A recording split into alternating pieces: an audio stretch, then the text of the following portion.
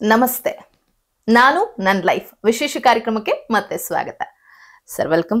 ಅಪ್ಪಾಜಿಯವರ cinema Suryavamsha super hit movie. ಒಂದಷ್ಟು ಜನರನ್ನ ರಂಜಿಸೋದ್ರ ಜೊತೆಗೆ ಇಂಥದ್ದೊಂದು ಜೀವನ ನಮ್ಮಲ್ಲೂ ಇರಬೇಕು, ಈ ರೀತಿಯ ಜೀವನವನ್ನ ನಾವು ಅಳವಡಿಸ್ಕೊಳ್ಬೇಕು ಅಂತ ಹೇಳಿ ಹೇಳ್ಕೊಟ್ಟಂತಹ ಸಿನಿಮಾಗಳು ಅವಾಗಿನ ಕಾಲದಲ್ಲಿ ಹಂಗೆ ಬರ್ತಾ ಇತ್ತು.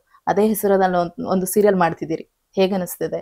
ತುಂಬಾ ಸಂತೋಷ ಇದೆ ಅಮ್ಮ, ತುಂಬಾ ಸಂತೋಷ ಇದೆ. ಆ ಹೆಸರಿಗ ಅಥವಾ ಅಲ್ಲಿ ಆಕ್ಟ್ ಮಾಡ್ತಿರೋಂತಹ ಪಾತ್ರಕ್ಕ? ಎರಡೂನು. ಯಾಕಂತಂದ್ರೆ ಆ ತರದ ಒಂದು ಹೆಸರು, ಆ ತರದ ಒಂದು ಶೀರ್ಷಿಕೆಯ ಅಡಿಯಲ್ಲಿ ನಾವು ಕೆಲಸ ಮಾಡ್ತಿದೀವಿ ಅಂತಂದ್ರೆ ಅದು ನಮ್ಮ ಅದೃಷ್ಟ. ಎರಡನೇದಾಗಿ ಅಂದ್ರೆ ಅದರ ಜೊತೆಯಲ್ಲಿ ಒಂದಿಷ್ಟು ಅಪೇಕ್ಷೆಗಳು, ಜವಾಬ್ದಾರಿಗಳು ಬರ್ತವೆ. ಅದರ ಜೊತೆಗೆ ಅದು ಒಂದು ಧಾರಾವಾಹಿ, ಆ ಧಾರಾವಾಹಿಯಲ್ಲಿ ಇರ್ತಕ್ಕಂಥ ನನ್ನ ಪಾತ್ರ, ನನ್ನ ಜೊತೆಯಲ್ಲಿ ಅಭಿನಯಿಸ್ತಾ ಇರೋ ನನ್ನ ಸಹಕಲಾವಿದರು, ನಮ್ಮ ತಂತ್ರಜ್ಞರು, ನಮ್ಮ ನಿರ್ದೇಶಕರು ತುಂಬಾ ಎಲ್ಲರೂ ತುಂಬಾ ಪ್ರತಿಭಾವಂತರೆ. ಹಾಗಾಗಿ ಆ ಒಂದು ಕಲಾವಿದರುಗಳ ಜೊತೆ, ತಂತ್ರಜ್ಞರ ಜೊತೆ, ವಾಹಿನಿ ಜೊತೆಯಲ್ಲಿ ಕೆಲಸ ಮಾಡ್ತಿರ್ಬೇಕಾದ್ರೆ ನನಗೆ ತುಂಬಾ ತುಂಬಾ ಸಂತೋಷ ಇದೆ. ಇದ್ರ ಮಧ್ಯೆ ಒಂದಷ್ಟು ಪ್ರಶಸ್ತಿಗಳು ಸರ್, ಸಾಲುಗಟ್ಲೆ. ರಾಷ್ಟ್ರ ಪ್ರಶಸ್ತಿ, ರಾಜ್ಯ ಪ್ರಶಸ್ತಿ, ಯಾವ್ದು ಬೇಕು ಯಾವ್ದು ಬೇಡ ಅಂತ ಲೆಕ್ಕ ಹಾಕೋಷ್ಟು ಪಡ್ಕೊಳ್ತೀರಿ. ಹೇಗನ್ಸುತ್ತೆ ಸರ್? ಯಾರು ಕೂಡ ಪ್ರಶಸ್ತಿಗೋಸ್ಕರ ಕೆಲಸ ಮಾಡಲ್ಲ, ಕೆಲಸಕ್ಕೋಸ್ಕರ ಶ್ರದ್ಧೆಯಿಂದ ಕೆಲಸ ಮಾಡ್ತಾರೆ. ಅದಕ್ಕೆ ಜನನು ಅಥವಾ ಸರ್ಕಾರ ಗುರುತಿಸಿ ಪ್ರಶಸ್ತಿಗಳನ್ನು ಕೊಡ್ತಾರೆ. ಅದೇ ರೀತಿಯಲ್ಲಿ ನನಗೂ ಆಗಿದ್ದು ಬಹಳ ಅಂದರೆ ಬಹಳ ಸಂತೋಷ ಇದೆ. ಒಂದಿಷ್ಟು ಪ್ರಶಸ್ತಿಗಳು ಬಂದಾದಮೇಲೆ, ಅದರಲ್ಲೂ ರಾಷ್ಟ್ರೀಯ ಪ್ರಶಸ್ತಿ ಬಂದಾದಮೇಲೆ ಒಂದಿಷ್ಟು ಜವಾಬ್ದಾರಿ ಕೂಡ ಅದು ಹೆಚ್ಚುತ್ತೆ, ಬೆಳೆದಿದೆ. ಅಪ್ಪಾಜಿಯವರು ಅಂತ ಏನು ಹೇಳ್ತೀರಿ, ಅವ್ರು ನಿಮ್ಮಲ್ಲಿ ಒಂದು ಪ್ರಾಮಾಣಿಕತೆನ ಗಮನಿಸ್ತಾರೆ, ಕಲೆ ಎಲ್ಲ ಗಮನಿಸ್ತಾರೆ, ತಮ್ಮ ಅಳಿಯನಾಗಿ ಮಾಡ್ಕೊಳ್ತಾರೆ. ಒಂದು ಸಂಬಂಧ ಇರುತ್ತೆ ನಿಮಗೆ, ಅಳಿಯನಿಗಿಂತ ಆಪ್ತವಾದದ್ದು ಅವರ ನಿಮ್ಮ ನಡುವೆ. ಸೊ ಈ ಸಂದರ್ಭದಲ್ಲಿ ಯಾವತ್ತಾದ್ರೂ ಹೇಳಿದ್ದುಂಟಾ, ನೀನು ಈ ರೀತಿ ಏನೋ ಇಂಪ್ರೂವೈಸ್ ಮಾಡ್ಕೊಳ್ಬೇಕು, ಇದು ಚೆನ್ನಾಗಿರ್ಲಿಲ್ಲ, ಏನೋ ಮಾಡಿದ್ಯಲ್ಲ ಇದು ಈ ಸಿನಿಮಾ ಆಗಲಿ ಅಥವಾ ಯಾವುದೋ ಒಂದು ಡಾಕ್ಯುಮೆಂಟೇಶನ್ ಮಾಡಿದ್ಯಾ, ಇದು ಈ ರೀತಿ ಬಂದಿದ್ರೆ ಇನ್ನೂ ತುಂಬಾ ಚೆನ್ನಾಗಿ ಇರ್ತಿತ್ತು, ಜನರಿಗೆ ಇಷ್ಟ ಆಗ್ತಾ ಇತ್ತು, ಈ ರೀತಿ ಏನಾದ್ರು ಸಜೆಷನ್ಸ್ ಕೊಟ್ಟಿದ್ಯಾ? ಇಲ್ಲ, ಆ ಥರ ಕೊಟ್ಟಿಲ್ಲ. ಅವರು ಒಂದಿಷ್ಟು ಬಾರಿ ನೇರವಾಗಿ ಹೊಗಳಿದ್ದಾರೆ. ಒಂದು ನಿಮ್ಮ ಹತ್ರನೇ ನೇರವಾಗಿ ಹೊಗಳಿದ್ದು ಇದೆ, ಹಿಂದೆನೂ ನನ್ನ ಬಗ್ಗೆ ಹೊಗಳಿದ್ದು ಇದೆ. ಒಂದು ಎರಡನೇದಾಗಿ ಏನೇ ಇದ್ರೂ ಕೂಡ ಒಬ್ಬರು ಕಲಾವಿದರು ಇನ್ನೊಬ್ಬರು ಕಲಾವಿದರಿಗೆ ನನಗೆ ಅನ್ಸೋ ಮಟ್ಟಿಗೆ ಈ ಥರ ಮಾಡಬಾರ್ದಾಗಿತ್ತು, ಆ ಥರ ಮಾಡಬಾರ್ದಾಗಿತ್ತು ಅಂತ ಹೇಳಲ್ಲ. ಯಾಕಂದ್ರೆ ನಾನು ಆಗಲೇ ಹೇಳಿದೆ ನಿಮಗೆ, ಒಂದೇ ಸನ್ನಿವೇಶನ 100 ಥರ ಮಾಡಬಹುದು. ಇದು ಒಬ್ಬ ಕಲಾವಿದನಿಗೆ ಗೊತ್ತಿರುತ್ತೆ. ಒಂದು. ಎರಡನೇದಾಗಿ ಒಂದು ಪ್ರವಾಸ ಇರುತ್ತೆ ಪ್ರತಿಯೊಬ್ಬ ಕಲಾವಿದನಿಗೆ. ಈಗ ನಾನೇ ನನ್ನ ಹಿಂದಿನ ಸಿನಿಮಾಗಳನ್ನು ನೋಡಿದ್ರೆ, ಇವತ್ತು ನನಗೆ ಅದೇ ಸಿನಿಮಾಗಳನ್ನು, ಅದೇ ಸನ್ನಿವೇಶಗಳನ್ನು ಕೊಟ್ಟರೆ ಬಹುಶಃ ನಾನು ಬೇರೆ ರೀತಿಯಲ್ಲಿ ಮಾಡ್ಬೋದು. ನಾನು ಇದನ್ನು ಚೆನ್ನಾಗಿ ಮಾಡಿದ್ದೀನ ನನಗೆ ತುಂಬ ಸಲ ಅನಿಸೋದು. ಯಾಕೆ ಅನಿಸೋದು ಅಂತಂದರೆ, ರಂಗಭೂಮಿಯಿಂದ ಬಂದಿರತಕ್ಕಂಥ ಕಲಾವಿದರುಗಳಿಗೆ ಒಂದಿಷ್ಟು ತಾಲೀಮುಗಳು ಆಗಿರ್ತವೆ, ಒಂದಿಷ್ಟು ತಯಾರಿ ಮಾಡಿಕೊಂಡು ಪ್ರಯೋಗಗಳನ್ನು ಮಾಡ್ತೀವಿ. ಅಷ್ಟಕ್ಕೂ ಕೂಡ ಪ್ರಯೋಗಗಳನ್ನು ಹೇಳ್ತೀವಿ. ಶೋ ಅಂತ ನಾವು ಕನ್ನಡದಲ್ಲಿ ಹೇಳಲ್ಲ, ಪ್ರದರ್ಶನ ಅಂತಂದರೆ ಅದರಲ್ಲಿ ನಾವು ಪ್ರಯೋಗಗಳನ್ನು ಯಾಕೆ ಹೇಳ್ತೀವಿ ಅಂತಂದರೆ, ಇವತ್ತು ಮಾಡಿರ್ತಕ್ಕಂಥ ಪ್ರಯೋಗಕ್ಕೂ ನಾಳೆ ಮಾಡೋ ಪ್ರಯೋಗಕ್ಕೂ ನಿನ್ನೆ ಮಾಡೋ ಪ್ರಯೋಗಕ್ಕೂ ಸ್ವಲ್ಪ ವ್ಯತ್ಯಾಸ ಇರುತ್ತೆ, ಅದೇ ಬದಲಾವಣೆ ಆಗ್ತಾ ಇರುತ್ತೆ. ಹಾಗಾಗಿ ಇದು ನಾನಾಗಲೇ ಹೇಳಿದಾಗೆ 2, 3, 5 ಕಲೆ ವಿಷಯದಲ್ಲಿ ಆಗಲ್ಲ ಅದು. ಹಾಗಾಗಿ ಬಹುಶಃ ಅದೇ ಸನ್ನಿವೇಶ ನಿನ್ನೆ ಮಾಡಿರ್ತಕ್ಕಂಥ, ನಾನು ಚಿತ್ರೀಕರಣದಲ್ಲಿ ಮಾಡಿರ್ತಕ್ಕಂಥ ಸನ್ನಿವೇಶ ಈಗ ನೀವು ಕೊಟ್ಟರೆ ಬಹುಶಃ ಅದು ಬೇರೆ ರೀತಿಯಲ್ಲಿ ನಾನು ಮಾಡಬಹುದು, ಗೊತ್ತಿಲ್ಲ ನನಗೆ. ಸರ್, ಈಗ ನೀವೇ ಹೇಳಿದ್ರಿ ಕೀರ್ತಿ ಅವರು ನಿಮ್ಮ ಕಂಪ್ಲೀಟ್ ಡಿಸೈನರ್ ಆಗಿ, ಅಂದ್ರೆ ಮದುವೆ ಆದ ತಕ್ಷಣದಿಂದ ಏನ್ ಬೇಕು ಎಲ್ಲ ಕಾಸ್ಟ್ಯೂಮ್ ಅವರೇ ಡಿಸೈನ್ ಮಾಡಿದ್ದು ಅಂತ. ಈ ಸ್ಕ್ರಿಪ್ಟ್ ಓಕೆ ಮಾಡೋದು, ರೆಮ್ಯುನರೇಷನ್ ಫಿಕ್ಸ್ ಮಾಡೋದು ಯಾರು? ಅದು ನಾನೇ ಮಾಡ್ತೀನಿ. ತುಂಬಾ ಕಷ್ಟ. ನಾನು ಆಗಲೇ ಹೇಳಿದಾಗೆ ಕಲೆಯ ವಿದ್ಯಾರ್ಥಿ. ಈ ವಾಣಿಜ್ಯದ ಬಗ್ಗೆ ಮಾತಾಡೋದೆಲ್ಲ ಇದೆಯಲ್ಲ, ನಾನೇ ಮಾತಾಡ್ತೀನಿ. ಬಟ್ ನನಗೆ ನಿಜ ಹೇಳಬೇಕು ಅಂತಂದ್ರೆ ತುಂಬಾ ಕಷ್ಟ ಆಗುತ್ತೆ. ತುಂಬಾ ಕಷ್ಟ. ನನಗೆ ಎಷ್ಟೋ ಜನ ಟೋಪಿನೂ ಹಾಕಿದ್ದಾರೆ, ಟೋಪಿನೂ ಹಾಕಿಸ್ಕೊಳ್ತೀನಿ. ಬಟ್ ಬಹಳ ಕಷ್ಟ ಅದು ಮಾತಾಡೋದು. ಸೀರಿಯಲ್ ಟೈಮಲ್ಲೂ ಅದು ಆಗಿದೆಯಾ? ಅಂದ್ರೆ ಕಷ್ಟ ಅಂತ ಏನು ಹೇಳ್ತಿದ್ದೀರಿ? ಹಿಂಸೆ ಆಗುತ್ತೆ, ಟೋಪಿ ಹಾಕ್ತಾರೆ, ಆಗತ್ತೆ, ಬಾಯ್ಬಿಟ್ಟು ಹೇಳಕ್ಕಾಗಲ್ಲ. ಇಲ್ಲ, ಆಗಿದೆ, ನನಗೆ ಸುಮಾರು ಸಲ ಆಗಿದೆ ಕೂಡ. ಓಕೆ ಸರ್, ಒಂದು ಸಕ್ಸಸ್ ಪೀಕಲ್ಲಿ ಇರ್ತೀರಿ, ಜೊತೆಯಲ್ಲಿ ಅನ್ನುವಂಥದ್ದು ತುಂಬಾ ಹಿಟ್ ಆಗತ್ತೆ, ನಿಮ್ಗೊಂದು ಸ್ಟಾರ್ಗಿರಿ, ಸೂಪರ್ ಸ್ಟಾರ್ಗಿರಿ ತಂದ್ಕೊಡತ್ತೆ. ಆ ನಡುವೆ ಒಂದಷ್ಟು ಇರಿಸು ಮುರಿಸುಗಳಾಗತ್ತೆ, ಅಲ್ಲಿ ಒಂದಷ್ಟು ಏನೋ ಕಾಂಟ್ರವರ್ಸಿ ಸ್ಟಾರ್ಟ್ ಆಗತ್ತೆ, ಏನೋ ಬ್ಯಾನ್ ಮಾಡ್ತಾರೆ, ಮಗದೊಂದು ಈ ಸೀರಿಯಲ್ ಇಂದ ನಟನ ಹೊರಗಡೆ ಕಳಿಸ್ತಾ ಇದಾರಂತೆ, ಇನ್ನೊಂದೇನೋ ಆಗ್ತಿದೆಯಂತೆ, ಒಂದಷ್ಟು ಕಾಂಟ್ರವರ್ಸಿ ಅಂತ ಹೇಳೋದಕ್ಕಿಂತ ಗಾಳಿ ಮಾತುಗಳು ಜಾಸ್ತಿ ಆಗತ್ತೆ. ಯಾರು ಪತ್ರಿಕಾಗೋಷ್ಠಿಯನ್ನು ನೋಡಿದಾರೋ ಅವರಿಗೆ ಈ ಥರದ ಪ್ರಶ್ನೆಗಳಿಲ್ಲ. ಮೊದಲನೇದಾಗಿ ಅವರುಗಳು ಒಂದಿಷ್ಟು ಆರೋಪಗಳನ್ನು ಹೊರಿಸಿ ಮಾಧ್ಯಮಗಳಿಗೆ ಕೊಟ್ಟರು. ಅದಕ್ಕೆ ಮುಂಚೆ ನನ್ನ ಹತ್ರನೇ ಮಾಧ್ಯಮದವರು ಕೇಳಿದ್ರು, ನೇರವಾಗಿ ಬಂದು ಕೇಳಿದ್ರು, ನೀವು ಒಂದಿಷ್ಟು, ಯಾಕಂದರೆ ನಾವು ಕೇಳ್ತಾ ಇದ್ದೀವಿ ಈ ಥರದ ಮಾತುಗಳು, ನೀವು ಹೇಳಿಕೆ ಕೊಡಿ ಅಂತ. ಆಗ ಅವರು ಹೊರಿಸಿರ್ತಕ್ಕಂಥ ಆರೋಪಗಳಿಗೆ ನಾನು ಒಂದಿಷ್ಟು ಉತ್ತರಗಳನ್ನು ಕೊಟ್ಟೆ.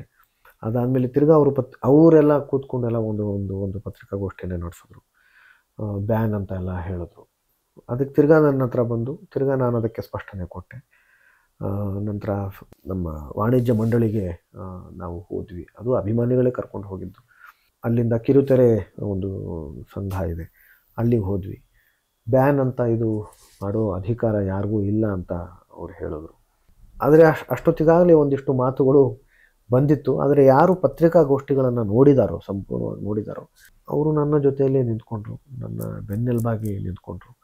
ನಾನು ಎಷ್ಟೋ ಬಾರಿ ಇದನ್ನು ಹೇಳಿದ್ದೀನಿ, ಅಭಿಮಾನಿಗಳು ನನ್ನನ್ನು ಎಷ್ಟು ಪ್ರೀತಿಸ್ತಾರೆ ಅನ್ನೋದು ನನಗೆ ಗೊತ್ತಾಗಿದ್ದೆ ಆವಾಗ, ನನ್ನ ಸಂಘರ್ಷದ ದಿನಗಳಲ್ಲಿ.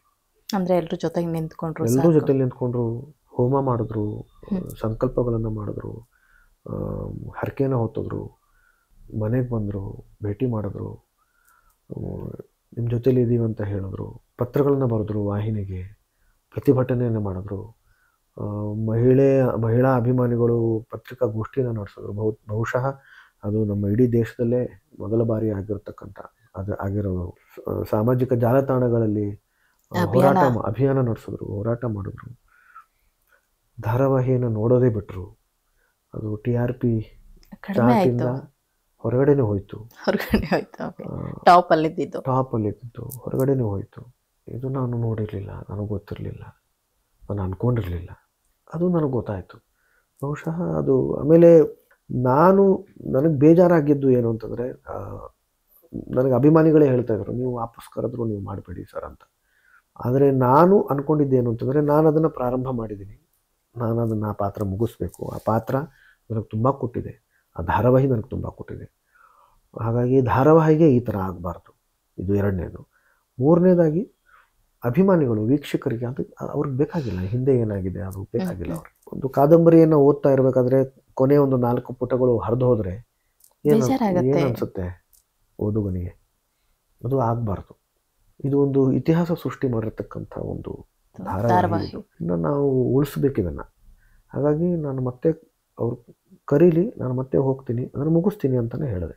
2 ತಿಂಗಳಲ್ಲಿ ಅದು ಮುಗದೇ ಹೋಗ್ತಾ ಇತ್ತು. ಅಂತಿಮ ದೃಶ್ಯ ಕೂಡ ನಾವು ಚಿತ್ರೀಕರಣ ಮಾಡಿದ್ವಿ, ಹಾಗಾಗಿ 2 ತಿಂಗಳಲ್ಲಿ ಅದು ಮುಗದೇ ಹೋಗ್ತಾ ಇತ್ತು. ಇದು ಮಾಡೋ ಅವಶ್ಯಕತೆಯೂ ಇರಲಿಲ್ಲ. ಓಕೆ ಸರ್, ಈಗ ಈ ಕೊನೆಯದಾಗಿ ನೀವಿರುವಂತಹ ಮನೆ, ಅಪ್ಪಾಜಿಯವರು ಇದ್ದಂತಹ ಮನೆ, ವಿಷ್ಣುವರ್ಧನ್ ಅವರು ಇದ್ದಂತಹ ಮನೆ ಜಾಗದಲ್ಲೇ ಮತ್ತೊಂದು ಹೊಸ ಮನೆಯನ್ನು ಕಟ್ತೀರಿ, ಹಳೆ ಮನೆಯನ್ನು ಡೆಮಾಲಿಷನ್ ಮಾಡಿ. ಯಾಕೆ ಇಲ್ಲೇ ಅದೇ ಮನೆಯನ್ನು ಡೆಮಾಲಿಷನ್ ಮಾಡಿ ಇನ್ನೊಂದು ಹೊಸದಾಗಿ ಕಟ್ಟಬೇಕು ಅಂತ ಅನಿಸ್ತು? ಜೊತೆಗೆ ಗೇಟಲ್ಲಿ ಬಂದರೆ ಸಾಕು, ದೊಡ್ಡದಾಗಿ ಒಂದು ಸಿಂಹ ಕಾಣುತ್ತೆ, ಸಾಹಸ ಸಿಂಹ ಹೆಸರು ಗೊತ್ತಿದೆ, ಹಾಗಾಗಿ ಅಲ್ಲಿ ಬೋರ್ಡ್ ಇದೆ ಅನ್ಕೋಬೋದು. ಪಕ್ಕದಲ್ಲಿ ವಲ್ಮೀಕಾ ಅಂತ ಒಂದು ಹೆಸರಿದೆ, ಅದರ ಹೆಸರು ಅರ್ಥ ಏನು ಅಂತ? ವಲ್ಮೀಕಾ ಅಂದ್ರೆ ಹುತ್ತ, ಓಕೆ, ಅಂದ್ರೆ ನಾಗರಹಾವು ಜಾಗ. ಓಕೆ, ನಾಗರಹಾವು ಅವರ ಮೊದಲ ಸಿನಿಮಾ ಅನ್ನೋ ಕಾರಣಕ್ಕೆ ವಲ್ಮೀಕಾ ಅಂತ ಹೆಸರು. ಹಾಗೆ ಹೋಗ್ತಾ ಹೋಗ್ತಾ ಅವರನ್ನು ಸಾಹಸ ಸಿಂಹ ಅಂತ ಜನ ಗುರ್ಸಕ್ ಪ್ರಾರಂಭ ಮಾಡಿರೋದ್ರಿಂದ, ಅದೇ ಒಂದು ಬಿರುದು ಅವ್ರದ್ದು ಆಗಿರೋದ್ರಿಂದ ಅದು ಸಿಂಹ ಅಲ್ಲಿದೆ. ಅದೇ ನಮ್ಮ ಮನೆ ಗುರುತು. ಜೊತೆಗೆ ಈ ಮನೆ ಒಂದು ನಮ್ಮ ಜಾಗ ಆಗಿತ್ತು, ಅದು ನಮಗಂತೂ ಅದು ಪುಣ್ಯಕ್ಷೇತ್ರನೇ. ಅಪ್ಪವ್ರ ಜಾಗದಲ್ಲಿ ಅದು ಹೊಸ ಮನೆ. ಯಾಕಂತಂದರೆ ಅವ್ರು ಇರಬೇಕಾದ್ರೇ ಅವ್ರು ತುಂಬ ಸಲ ಅನ್ಕೊಳ್ತಾ ಇದ್ರು, ಇದು ಹಳೆಯದಾಯಿತು, ಹೊಸದು ಕಟ್ಟಬೇಕು. ಸುಮಾರು ಕೊರತೆಗಳು ಇದ್ವು ಆ ಮನೆಯಲ್ಲಿ. ಹಾಗಾಗಿ ಒಂದಿಷ್ಟು ವರ್ಷಗಳು ಆಗಿದ್ವು. ಫ್ಯೂಚರಿಗೆ ಹೆಂಗೆ ಬೇಕೋ ಆ ಥರ ಮನೆ ಕಟ್ಕೋಬೇಕು ಅನ್ನೋ ಆಸೆ. ಹೌದು, ಹಾಗಾಗಿ ಅವ್ರು ತುಂಬ ಸಲ ಅದನ್ನು ಹೇಳ್ಕೊಂಡಿದ್ರು. ಹಾಗಾಗಿ ಅವರ ಆಸೆನೂ ಈಡೇರಿಸ್ಬೇಕಾಗಿತ್ತು. ಆಮೇಲೆ ನಾನು ಆಗಲೇ ಹೇಳಿದಾಗೆ ನಾವು ಎಲ್ಲರೂ ಜೊತೆಯಲ್ಲೇ ಇರಬೇಕು ಅಂತ ಆಸೆ ಪಟ್ಟಿದ್ವಿ. ಹಾಗಾಗಿ ಆ ಒಂದು ನಿಟ್ಟಲ್ಲಿ ಆ ಥರದ ಒಂದು ಮನೆ ಆಗಬೇಕಿತ್ತು. ಹಾಗಾಗಿ ನಾವು ಕಟ್ಟಿದ್ವಿ. ಸರ್, ಎಲ್ಲ ಮುಗಿದ್ರು ನಾನು ಒಂದು ಮರ್ತಿಲ್ಲ, ನೀವು ಕೊನೆಯಲ್ಲಿ ಹಾಡು ಹೇಳ್ತೀನಿ ಅಂತ ಹೇಳಿದ್ರಿ, ಬರೀತೀರಾ ಅಂತ ಅನ್ಕೊಂಡಿದ್ದೆ ನಾನು. ಇಲ್ಲ ಸರ್, ನಮಗೆ ಅದೊಂದು 4 ಲೈನ್ ಆಗಲಿ, ನಾವು ಹಾಡು ಕೇಳಬೇಕು ಇವತ್ತು.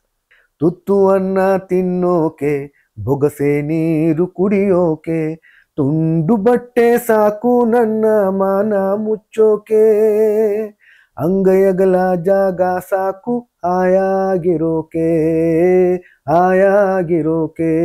ಥ್ಯಾಂಕ್ ಯು ಸರ್, ಧನ್ಯವಾದಗಳು. ಸಾಕಷ್ಟು ವಿಚಾರಗಳನ್ನ ಹಂಚ್ಕೊಂಡ್ರಿ. ಎಷ್ಟೋ ವಿಚಾರಗಳು ಗೊತ್ತಿರೋದಿಲ್ಲ ಇನ್ನು ಜನರಿಗೆ.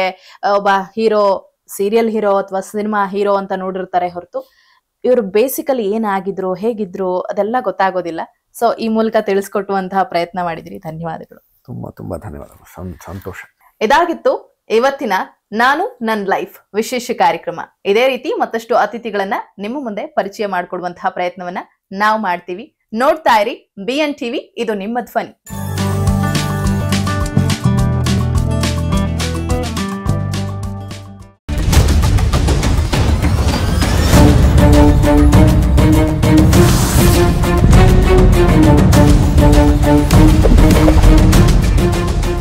BN TV, ಇದು ನಿಮ್ಮ ಧ್ವನಿ.